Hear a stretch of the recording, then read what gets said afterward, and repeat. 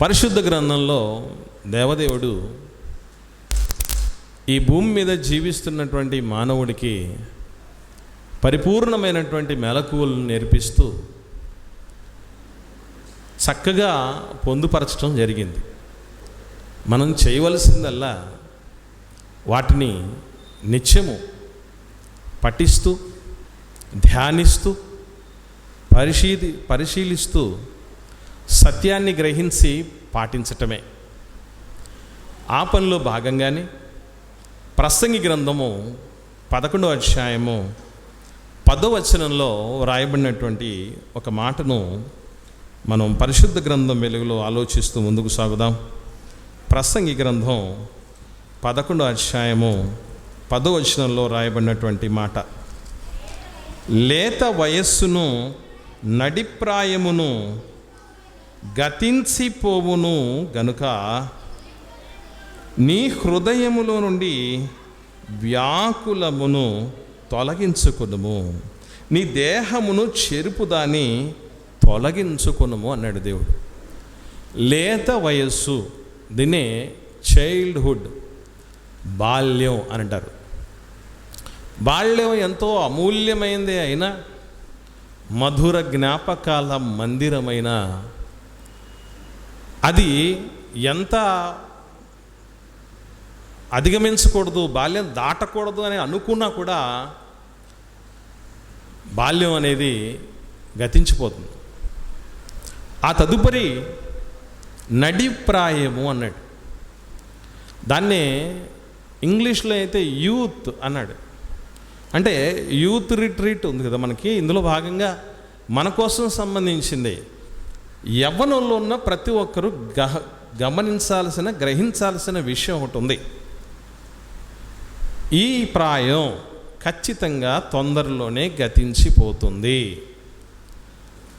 ఇది గతించిపోకూడదని ఎన్నెన్నో ప్రయత్నాలు. ఈ ప్రాయం అంటే మనకి ఎంత ఇష్టం అంటే, చాలామంది వయసులో ఉన్నప్పుడు నెత్తి మీద జుట్టంతా బాగుంటుంది దట్టంగా. ఆ బాగా దట్టంగా జుట్టున్నటువంటి రోజుల్లో ఉన్న ఫోటోని తీసుకొని పెట్టుకుంటాం. మనకు 50 ఏళ్ళు 60 ఏళ్ళు వచ్చిన బట్టతలో ఉన్నటువంటి వ్యక్తిని చూసి, ఆ నెత్తి మీద జుట్టు ఉన్నటువంటి వ్యక్తిని చూసి, ఎవరండి ఈయనంటే, నేనేనండి, వయసులో ఉన్నప్పుడు అలాగుంది, ఇప్పుడు ఇలాగైంది. కానీ ఒకనాడైతే లోపలికి ఈగ వెళితే ఊపిరాడక చచ్చేది అని చెప్తాం. ప్రాయం అనేటటువంటిది రానప్పుడు రావాలన్న తపన, వచ్చిన తర్వాత ఇది పోకూడదు అన్న తపన. మధ్యకాలంలో చాలామంది వాడుతున్నటువంటి మాట ఏంటంటే, వీడు ముసలోడు కాకూడదు, ఈమె ముసలిది కాకూడదు అని. కానీ దేవుడు చెప్తున్న సత్యం ఏంటంటే, ఖచ్చితంగా ఈ ప్రాయం వెళ్ళిపోతుంది, గతించిపోతుంది. ఎవ్వరు ఆపాలన్నా ఆగేది కాదిది. ఇక మధుర జ్ఞాపకాలుగా వీడియోలలోనో లేక ఫోటోల్లోనో చూసుకోవాల్సిందే ఆ ప్రాయం తాలూకు దాఖలాలు. అదంతా అప్పుడు చూసుకోవాల్సింది. అయితే ఈ ప్రాయములో మనకి ఏమొస్తుంది అని అంటే చెప్తున్నాడు దేవుడు అక్కడ, వ్యాకులం వస్తుందట. యవ్వన ప్రాయంలో ఉన్న ఏ బిడ్డనైనా చూడండి. యవ్వన ప్రాయం అనగానే, ఇప్పుడు మనం అందరం కూడా యవ్వనంలోనే ఉన్నాం. యవ్వనం అనగానే మన పనులు మనం చేసుకునేటటువంటి టైం ఉండేంత వరకు యవ్వనమేది. నువ్వు ముసలివాడమైనప్పుడు నువ్వు చేయి చాపుతావు, అప్పుడు నీకు ఇష్టం కాని చోటికి ఒకటి తీసుకెళ్తాడన్నాడు ప్రభు. అంటే అర్థం ఏంటి? మనం చేతులు చాపి మనల్ని ఒకటి తీసుకెళ్ళిపోయేటటువంటి పరిస్థితి వచ్చేంత వరకు మనం అందరం యవ్వనంలో ఉన్నట్టే. ఈ యవ్వనంలో ఉన్న వాళ్ళకి ఎవరిని తలచి చూచినా ఏముంటుందట అంటే వ్యాకులము అన్నాడు. వ్యాకులం అంటే అర్థం ఏంటి? చింత, బాధ, విచారం, ఇవి ఉంటాయి. ఈ చింతలు ఖచ్చితంగా ఉంటాయి. అయితే అందరిలో కామన్గా ఉన్న చింత ఏంటి అని అంటే, ఈ జీవితాన్ని సుఖముగా వెళ్ళబుచ్చాలి, ఆనందంగా వెళ్ళబుచ్చాలి, ఎంజాయ్ చేయాలి. ఏ రూపేణ ఎవరికి తోచిన రూపంలో వాళ్ళు దీన్ని బాగా, అందులో మరలా ఈ మధ్యకాలంలో దీన్ని మనం వాడేయాలరా బాబు లేకపోతే కుదరదని చెప్పటానికి కొందరు ఇస్తున్నటువంటి ఉదాహరణలు ఏంటో తెలుసండి? ఈ యవ్వన ప్రాయం మీద. యవ్వనమట ఐస్ క్రీమ్ లాంటిదట. నువ్వు తిన్నా కరిగిపోతుంది, తినకపోయినా కరిగిపోతుంది. అలాంటప్పుడు తింటే పోలా, తిన్నా కరిగిపోతుంది, తినకపోయినా కరిగిపోతుంది కనుక తింటే సరిపోలే. అంటే నువ్వు అనుభవించినా అనుభవించకపోయినా, పాపం చేసినా చెయ్యకపోయినా, నిష్టగా ఉన్నా ఉండకపోయినా, భక్తిగా ఉన్నా ఉండకపోయినా ఖచ్చితంగా ఆ ప్రాయం పోతుంది గనుక పోయేలోపే అన్నీ అనుభవించేసేయాలి. ఒకసారి మనిషి జన్మ గురించి, అది ఎందుకు జరిగింది ఈ భూమి మీద, దేవుడు ఎందుకు ఏర్పాటు చేశాడని మెసేజ్ చెప్తూ ఉంటే, సూర్యుడు మన కోసం, చంద్రుడు మన కోసం, పండ్లు మన కోసం, మాంసం మన కోసం, తిండి మన కోసం, అందరూ మన కోసమే. మరి మన ఎవరి కోసం అంటే ఒకడు లేచి అన్నాడు గట్టిగా, ఏమన్నా తెలుసా? మీరే చెప్పారు కదా ఇవన్నీ మన కోసం అని. మనం ఉన్నది వాటి కోసం అన్నాడు. మనం ఉన్నది వాటి కోసం అన్నాడు. ఈరోజు సమాజం పరిస్థితి, యవ్వన జీవితాలను ఆలోచన చేస్తే దేవుడి సన్నిధిలో ఉన్నవారని లేదు, దేవుడి సన్నిధికి దూరంగా ఉన్నవారని లేదు. అన్నీ ప్రేమ పక్షులే, ప్రేమ చెంటలే. చర్చిలోకి వచ్చిన తర్వాత ఒక యవనస్తుడికి ఎవరు కనబడతారంటే పాస్టర్ గారు కనబడరు, వాక్యాలు కనబడవు, దేవుని సన్నిధి గుర్తురాదు, దేవుని ప్రసన్నత గుర్తురాదు, బైబిల్ కనబడదు. నాకు నచ్చిన పిల్ల ఎక్కడ ఉందా అని చూసుకుంటాడు చర్చిలో. అమ్మాయి కూడా నాకు నచ్చినోడు ఎక్కడ ఉన్నాడా అని చూసుకుంటాడు. ఎవరో ఒకరు దొరికారనుకోండి, అప్పుడు పాట. భక్తుడేమో దేవుడితో ఉన్నటువంటి అనుబంధాన్ని గుర్తు చేసుకుంటూ పాట రాస్తే దాన్ని దేనికి వాడుతున్నారు తెలుసా? నీ ముఖము మనోహరము, నీ స్వరము మాధుర్యము, నీ పాదాలు అపరంజిమయము. అక్కడికి ఆపుతాడు, ఆ తర్వాత పడు. ఎందుకంటే ఆ తర్వాత యేసయ్య అని ఉంది కదా, అక్కడికి వద్దు, కట్. అక్కడ కట్ చేసి ఇది అమ్మాయికి పేస్ట్ చేయాలి. అంటే ఏమి మారిపోయింది సమాజం, ఎందుకు ఇట్లా అయిపోయిందంటే వ్యాకులాలు ఉంటాయట. దేవుడు పరిశుద్ధ గ్రంథంలో మనల్ని చేసిన వాడండి.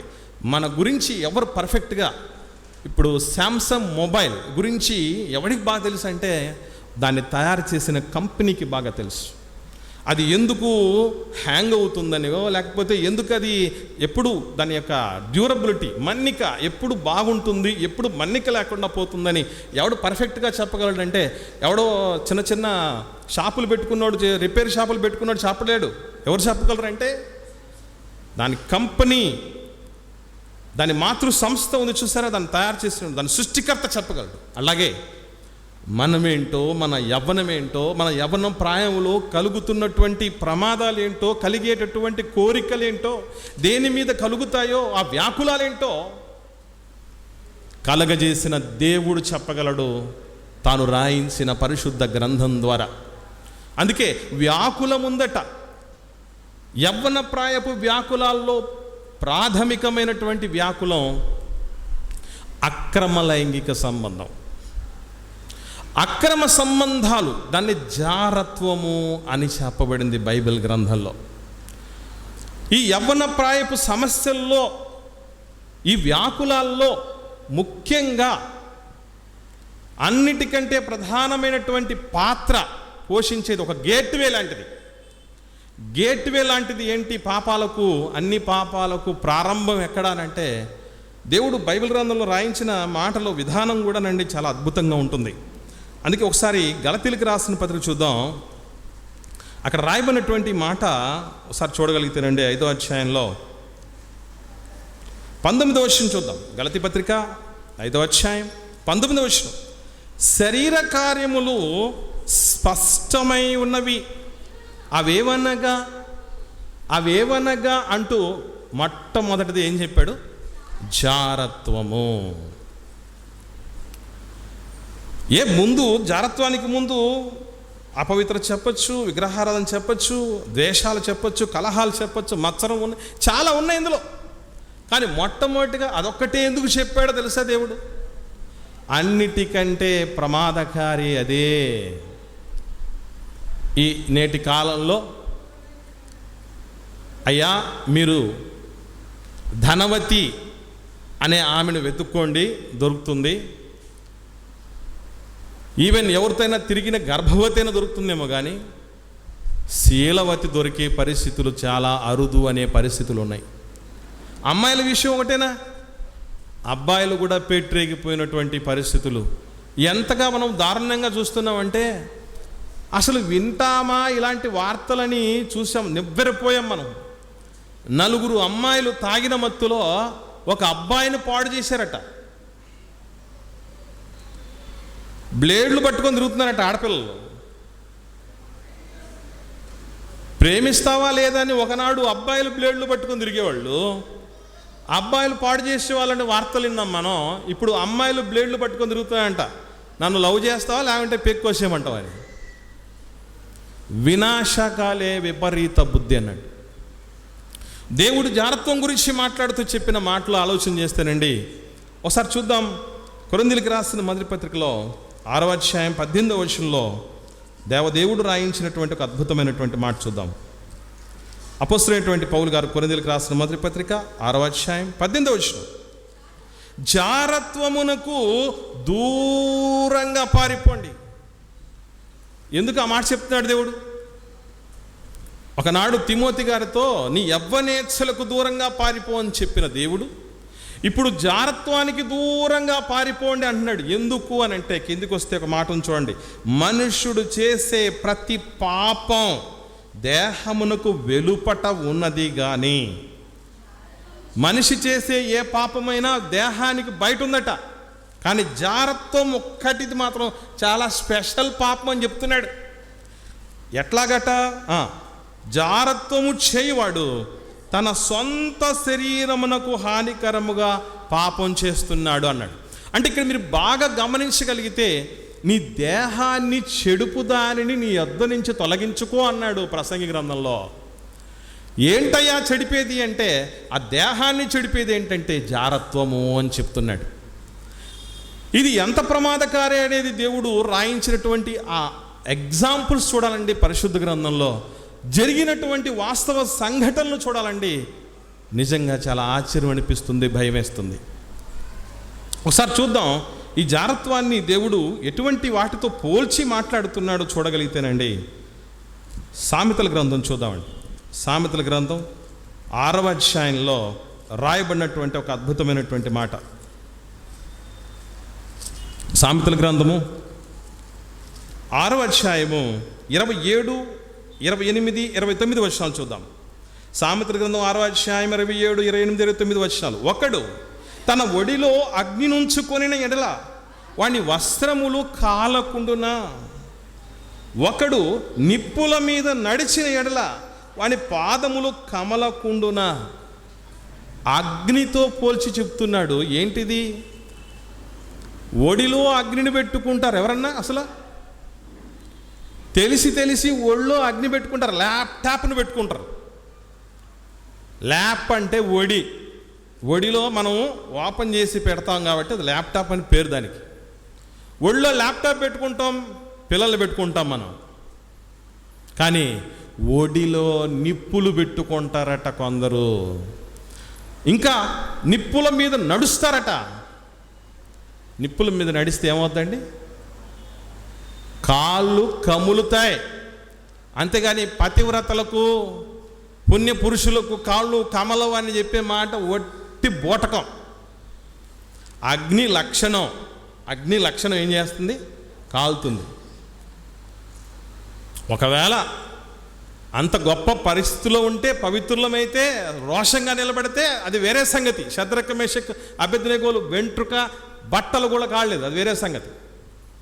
ఇక్కడ మనం గమనించగలిగితే ఒడిలో అగ్ని నుంచుకోవడంతో సమానంగా నిప్పుల మీద నడిచిన దానితో సమానంగా దేన్ని మాట్లాడుతున్నాడు అంటే కింది చదువుతాం 29వ వచనంలో, తన పొరుగు వాని భార్యను కూడువాడు ఆ ప్రకారమే నాశనమగును, ఆమెను ముట్టువాడు శిక్ష తప్పించుకొనడు. జారత్వము చేసేటటువంటి వాళ్ళు ఏమనుకుంటారంటే, నేను చేసింది మూడో కంటికి కూడా తెలియదు అనుకుంటారు కదా. నేను చాలా టాప్ సీక్రెట్ మెయింటైన్ చేస్తున్నాను కాబట్టి ఆమెకు తెలియకుండా ఈమెకు తెలియకుండా ఆపడం. కరోనా టైంలో ఒక విచిత్రమైన సంఘటన జరిగిందండి. ఏంటో తెలుసా? ఒక అమ్మాయికి, వనస్తురాలైన అమ్మాయికి కరోనా పాజిటివ్ అని తెలియంది. తేలగానే సుమారు 12 మంది అబ్బాయిలు గడగడ వణికిపోయారు. ఎందుకు అంటే, వీళ్ళు ఒకరికి తెలియకుండా ఒకరిని మెయింటైన్ చేస్తూ సంబంధం పెట్టుకుందట అమ్మాయి. 12 మంది పిల్లోళ్ళు, ఒరే నేను తిరిగాను రా అమ్మాయితో, నేను తిరిగాను, చట్టపట్టాలు వేసుకొని తిరిగాను రా బాబు అని బెంబేలు ఎత్తిపోయారట. నిబ్బరిపోయారు డాక్టర్లు, ఇదేం పోయే కాలం అని. శిక్ష తప్పించుకోలేరట ఎవరైతే ఈ జారత్వానికి ఒడిగడతారో, ఈ వ్యాకులాలు, విచారాలు, ఎంత విచారాలతో ఉంటారో తెలుసా? ఏమండి, ఏదో ఉందటరా బాబు, ఎవడో చెప్పాడు, అసలు దాన్ని ఏ ఉద్దేశంతో చెప్పాడు, దాన్ని ఎట్లా వాడుతున్నాడు తెలుసా? కామిగాని వాడు మోక్షగామి కాలేడట. మా హెడ్ మాస్టర్ గారు నాతో ఎప్పుడు చెప్తూ ఉంటాడు. అంటే కామిగాని వాడు మోక్షగామి కాలేడే, కామ్యం అంటే ఇష్టం అని అర్థం. ఇష్టపడి మోక్షం కావాలని ఇష్టపడిన వాడికి మోక్షం రాదు. అది కూడా ఒక ఇచ్చ, మంచి ఉద్దేశంతో ఏర్పాటు చేశారు. కానీ దాన్ని ఎట్లా మారుస్తున్నారంటే, నీ ఇష్టం, నీకు మోక్షం కావాలంటే ఏం చేయాలి? ఇప్పుడు నీ ఇష్టం విచ్చలవిడిగా చేసుకో అనేటువంటి పరిస్థితికి వచ్చింది. ఎంత దారుణమైన పరిస్థితి అండి. దేవుడు నిప్పుల మీద నడిచిన దాంట్లో నిప్పును ఒళ్ళో పెట్టుకున్న దాంతో పోల్చడం జరిగింది ఈ జారత్వాన్ని. మరొక సందర్భాన్ని చూద్దాం. 7వ అధ్యాయము 21వ వచనం నుంచి చూద్దాం. సామెతల గ్రంథంలోనే 7వ అధ్యాయం 21వ వచనం నుండి. అది అంటే జారస్త్రీ అని అర్థం. ఇక్కడ చెప్తున్నటువంటి సందర్భం అంతా జారస్త్రీ గురించి. తన అధికమైన లాలన మాటల చేత వానిని లోబరుచుకొను, తాను పలికిన ఇచ్చకపు మాటల చేత వాణ్ణి ఈడ్చుకొని పోయెను. వెంటనే పశువు వధకు పోవునట్లు, పరులచే చెక్కినవాడు సంకెళ్ళలోనికి పోవునట్లు, తనకు ప్రాణహానికరమైనదని ఎరుగక ఉరి యొద్దకు పక్షి త్వరపడునట్లు, వాని గుండె అంబు చీల్చు వరకు వాడు దాని వెంట పోయెను. అక్రమ సంబంధాన్ని, జారత్వాన్ని దేవుడు దేంతో పోలుస్తున్నాడంటే, త్వరపడి ఉరిలోనికి, ఉచ్చులోనికి పరుగులు తీసినటువంటి ఒక పక్షితో పోలుస్తున్నాడు. దుండగుల చేతిలో పడిన వాడితో పోల్చటం జరిగింది. ఇంకా వధకు తేబడిన పశువు, ఒక బలి పశువుతో పోల్చడం జరిగింది. మనం ఏమనుకుంటాం? భలే అనుకుంటాం. దానికోసం వెళ్ళేటప్పుడు, పరుగులు తీసేటప్పుడు భలే అనుకుంటాం. కానీ నువ్వు బలి పశువు అవుతావురా ఏదో ఒక రోజు అని చెప్తున్నాడు దేవుడు. మన గురించి తెలిసిన దేవుడు, మనల్ని చేసిన దేవుడు, మన మనసెరిగిన దేవుడు చెబుతున్న మాట ఇది. భూత వర్తమాన భవిష్యత్ కాలంలో ఉన్నటువంటి దేవుడు చెబుతున్న మాట ఇది ప్రియులారా. ఇది ఎంత అక్షర సత్యమో తెలుసా? చరిత్రలో దావీదు మహారాజు కడుపున పుట్టినటువంటి ప్రథమ గర్భఫలం ఉన్నాడు, అతని పేరు అమ్నోను. తొలి కుమారుడు, జ్యేష్ఠ కుమారుడు, తన బల ప్రారంభం, తన ఔన్నత్యాతిశయం అన్నీ సజావుగా జరిగి ఉంటే తన తర్వాత సింహాసనం మీదకి వెళ్ళవలసినటువంటి వాడు అమ్నోను. కానీ సొంత తండ్రికే పుట్టినటువంటి తన తల్లి కాని వేరొక తల్లికి చెల్లి అయినటువంటి తామారుని అనుభవించాలన్న దుర్బుద్ధి పుట్టింది. అలా దుర్బుద్ధి పుట్టిన తర్వాత తన తోడికి, అగ్నికి ఆజ్యం తోడైందని వాడికి ఒక దుష్ట స్నేహితుడు. ఎందుకంటేనండి, ఒకే గూటి పక్షులు ఒక చోట చేరతాయంటారు చూసారా? ఒకనాడు క్లాస్మేట్స్ అని విన్నాం, ఇప్పుడు గ్లాస్మేట్స్ కూడా వచ్చారట. గ్లాస్మేట్లు ఇప్పుడు ఈ మేట్లు ఏంటో తెలుసా? సిన్మేట్లు, పాపపు పొరుగువారు, పాపపు స్నేహితులు. వీళ్ళు ఏమని చెప్పారంటే, ఇదిగో నువ్వు ఈ విధంగా యాక్షన్ చేయి బాగలేనట్టుగా, అప్పుడు మీ నాన్న కోరుకో, అమ్మాయి వస్తుంది, అనుభవించాను. అలా చేసినందుకు ఏమయ్యాడు తెలుసా? యువతే భవిత అనే పాటలో నేను రాశాను. యవనేచ్ఛను జయించిన యోసేపుది ఘన చరిత యవనేచ్ఛతో నశించెను అమ్నోను పాప చరిత అని. తన పాప చరిత ఏమైపోయింది అంటే శిక్ష తప్పించుకోలేదు, అబ్షాలోము చేతిలో కుక్క చావు చచ్చాడు. ఇక అబ్షాలోము విషయం ఆలోచన చేస్తే చరిత్రలో జరుగుతున్న సత్యాలు ఇవి. అలాగే ఈ అక్రమాలకు తెగబడుతున్నటువంటి వారి జీవితాలను దేవుడు ఏ రోజైనా శిక్షించక మానడు, వదిలిపెట్టడు. ఎందుకంటే ఎన్నో కలలు కని ఒక్కొక్క ఆకారము, ఒక్కొక్క అవయవము మన తల్లి గర్భములో దేవుడు చేస్తున్నప్పుడు, ఇదిగో ఈ ఆకారంతో నా చిత్తానుసారంగా ఈ బిడ్డ నా సంకల్పానుసారంగా ఈ భూమి మీద నా ప్రతినిధిగా బ్రతికి నాకు మహిమ తెస్తారు, నా కృపామహిమకు కీర్తి కలగజేస్తాడని చెప్పి దేవుడు ఎన్ని తరాల నుంచో కాపాడుకుంటూ మనకి రూపాన్ని, ఆకారాన్ని ఇచ్చి ఇష్టం వచ్చినట్టుగా బ్రతికి రక్షణ మార్గం లేక నరకానికి జోగుచూ ఉంటున్నప్పుడు అగ్నిలోండి లాగినట్టు క్రీస్తును పంపించి మనకు మరో జీవితాన్ని, మారు మనసుకు తగిన ఫలము ఫలించండి అన్నటువంటి ఉద్దేశంతో అనుగ్రహిస్తే దాన్ని కూడా నాశనం చేసుకుంటానికి సిద్ధపడితే ఎవరు మనల్ని బాగు చేయగలరు చెప్పండి? అబ్షాలోము ఉన్నాడు, దావీదు గారు కుమారుడు. దావీదు గారు ఉపపత్ని అయినటువంటి తన పినతల్లిని అందరూ చూస్తూ ఉండగా సిగ్గు శరము లేకుండా, అప్పుడప్పుడు కొందరు చెప్తుండ్రే పాపం చేస్తే చేసేవారు కనబడకుండా చేయరా అని చెప్తాడు. కానీ అది కూడా తప్పే. కనబడినా కనబడకపోయినా మనుషులకు దేవుడు చూస్తున్నాడు.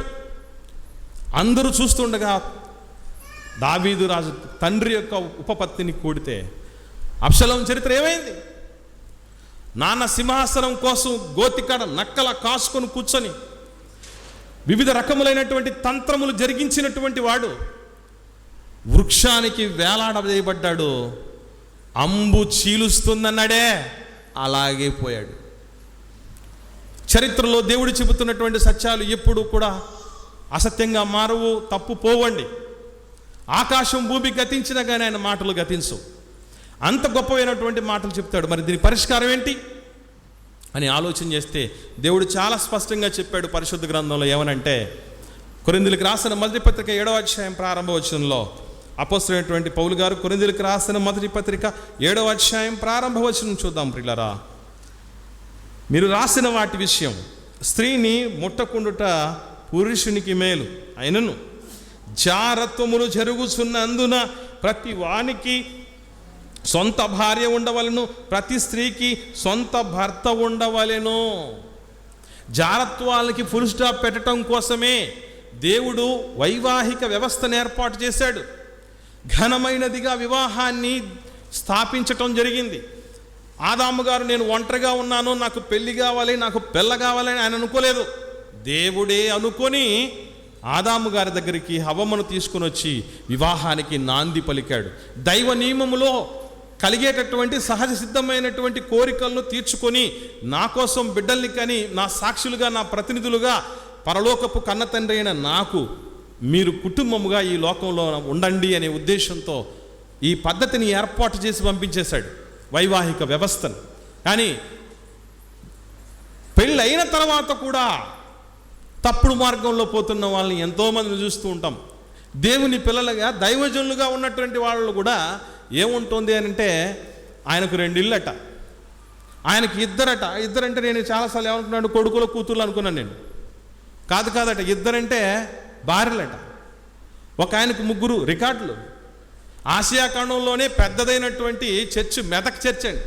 మెదక్ చర్చిలో ఒక పాస్టర్ గారట, దాదాపు 15-20 సంవత్సరాల క్రితం జరిగిన విషయం ఇది. ఆయన నిత్య పెళ్లి కొడుకు అని టైటిల్తో పేపర్లో ప్రచురితమైంది. ఒకరికి తెలియకుండా ఒకరిని 5 మందిని పెళ్లి చేసుకున్నాడు పాస్టర్ గారు. ఎటుపోతుంది సమాజం ఆలోచించండి. పెళ్ళి అయిన తర్వాత కూడా ఇటువంటి వాటికి తగబెడితే దేవుడు చెప్పిన మాట ఏంటో తెలుసా? అరే జాగ్రత్తలు జరగకూడదనేరా నేను పెళ్ళి అనే దాన్ని ఏర్పాటు చేశాను. పెళ్లి చేసుకున్న తర్వాత కూడా ఇష్టం వచ్చినట్టు వ్యవహరిస్తే ఏం మిగులుతుంది అంటే ఒకసారి చూద్దాం బైబిల్ గ్రంథంలో రండి. 13వ అధ్యాయం హెబ్రీయులకు రాసిన పత్రిక 4వ వచనంలో హెబ్రీయులకు రాసిన పత్రిక 13వ అధ్యాయం 4వ వచనంలో వివాహం అన్ని విషయంలో ఘనమైనది గాను పానుపు నిష్కల్మషమైనది గాను ఉండవలను, వేశ్యా సంగులకు వ్యభిచారులకు దేవుడు తీర్పు తీరుస్తాడు. వయసు వచ్చింది, అదుపు తప్పుతోంది అని అనిపిస్తోంది, కోరికలు పెళ్ళిపుకుతున్నాయని ఎలిగానే పెద్దలకు చెప్పండి, అమ్మా దేవుడి చిత్తానుసారంగా బతికే ఒక మంచి గుణవంతురాలని చూడండి అని, లేదా ఒక గుణవంతుని చూసి నాకు పెళ్లి చెయ్యండి అని చెప్పండి. కానీ ఈ మధ్యకాలంలో పెద్దలు కూడా ఏం చేస్తున్నారంటే, రండి ఉద్యోగం రావాలి, కెరీర్ బాగుండాలి, అది ఉండాలి ఇది ఉండాలని చెప్పేసి కొరిలు పెట్టుతున్నారు. ఈరోజు ఈలోపు పుణ్యకాలం కాస్త గడిచిపోతుంది, చెయ్యరాని పాపాలు చేసేస్తున్నారు. దేవుడు అలా చెప్పలేదు ప్రియులరా. వివాహం జరిగిన తర్వాత కూడా పాపముకి ఒడిగడుతూ ఉంటే శిక్ష ఉంది, తీర్పు ఉంది అని. ఆ తీర్పు వాయిదాలకు వెళ్ళేది కాదు, అన్యాయస్తులను న్యాయవంతులుగా తీర్చేది కాదు, న్యాయస్తులను అన్యాయస్తులుగా తీర్చేది కాదు, నందిని పందిని చేసేది కాదు, తిమ్మిని బమ్మిని చేసేది కాదు. నీతి న్యాయములు సత్యం ధర్మములు ఆయన సింహాసనములకు ఆధారములైనటువంటి పరిస్థితి. కాబట్టి ప్రియులారా దయచేసి గమనించండి, యవ్వన కాలపు వ్యాకులాలలో ఇదిగో ఎదుటి వారిని అక్రమమైనటువంటి రూపేణ అనుభవించాలి, ఇలా తెలుసుకోవాలి, ఎందరినూ అనుభవించాలన్నటువంటి ఆలోచనలతో ఉంటూ ఉంటారు. ఇది పొరపాటు. ఖచ్చితంగా శిక్ష తప్పించుకోడు. ఒడిలో అగ్ని ఉన్నట్టే, నిప్పుల మీద నడిచినట్లే, పశువు వధకు పోయినట్లే, పశువు వధకు పోయినట్టే. ఆ పరిస్థితులకు మనం వెళ్లకుండా అందరం జాగ్రత్త పడాలి. ఒకవేళ తప్పించుకున్నాయి, ఒకవేళ ఈ పరిస్థితిలో ఉండి కూడా పొరపాటు చేసినటువంటి వాళ్ళు ఎవరన్నా ఉంటే గుర్తుపెట్టుకోండి, దేవుడి శరణు వేడి పశ్చాత్తాప పడగలిగితే ఆయన ఎంతైనా క్షమించుటకు సిద్ధపడిన దేవుడు. అటువంటి పరిస్థితికి వెళ్లకుండా నాకు శక్తిని ప్రసాదించిన ఆయన దేవుణ్ణి వేడగలిగితే తప్పనిసరిగా ఆయన శక్తిని ఇస్తాడు, మనల్ని బలపరుస్తాడు, తన సాక్షిగా నిలుపుకుంటాడు. ప్రార్థన చేసుకుందాం. ప్రేమ కలిగిన మా కన్న తండ్రి, మీ పరిశుద్ధమైన నామానికి స్తోత్రాలు నాయనా. మీరు నన్ను మమ్మల్ందరినీ ప్రేమించి యవన కాలపు వ్యాకులాల గురించి, అందులో ప్రధానమైన వ్యాకులం జారత్వం గురించి మాకు నేర్పించారు తండ్రి. చరిత్ర చూస్తూ ఉంటున్నాం నాయన, మా కళ్ళ ముందు చూస్తూ ఉంటున్నాం నాయన. ఎందరో ఏదో సాధించాలని, ఏదో అనుభవించాలనుకొని పరుగులు తీసినటువంటి వారు ఒకనాడు ఘోర అవమానానికి గురైపోయి నా తండ్రి తల దించుకునే పరిస్థితికి వస్తున్నారు. సత్క్రియ చేసి తల ఎత్తుకొని మీ చిత్తానుసారంగా జీవించాల్సిన వాళ్ళు, మీ నియమములో తండ్రి సహజ సిద్ధమైన కోరికలను తీర్చుకోవాల్సిన వారు కూడా వివాహం అయిన తర్వాత కూడా వ్యభిచారానికి పాల్పడుతూ ఉంటే, వేశ్యాసంగులుగా ఉంటే తీర్పు తప్పదని మీరు మాకు నేర్పించున్నారు. మీ చేతిలో పడడం బహుభయంకరము నాయన. ఆ స్థితిలోనికి వెళ్ళకముందే మాకు అవకాశాన్ని అనుగ్రహించారు. అటు స్థితిలో ఎవరన్నా మేము మాలో ఉంటే తండ్రి దయతో మన్నించండి. మీ శక్తిని కోరుతున్నాం, మీ కరుణను, మీ కృపను, మీ కటాక్షాన్ని వేడుచున్నాం తండ్రి. ఉపదయచేయండి. ఇంకా నువ్వు మంచి శ్రేష్టమైనటువంటి మాటలను నాయన, మీ మాటలను ఏ విధంగా హృదయంలో చేర్చుకోవాలో, చేర్చుకుంటే ఎలా ఉంటాం, మా జీవితం దుష్టుని ఎలా జయించాలో, యవనస్తులు మోయాల్సిన కాడిని గురించి మా ప్రియులు పెద్దలు జతపని వారు సునీల్ కుమార్ గారు మాట్లాడినే ఉంటుండే కదండి. ఆత్మాభిషేకమును అనుగ్రహించండి, ఆత్మ నడిపింపును ప్రసాదించండి. మహిమ ఘనత ప్రభావములు తద్వారా మీరే పొందుకొనమని యేసుక్రీస్తు ప్రభువుల వారి పరిశుద్ధమైన నామములో ఈ ప్రార్థన మీకు సమర్పించి పొంది ఉన్నాం తండ్రి. ఆమేన్.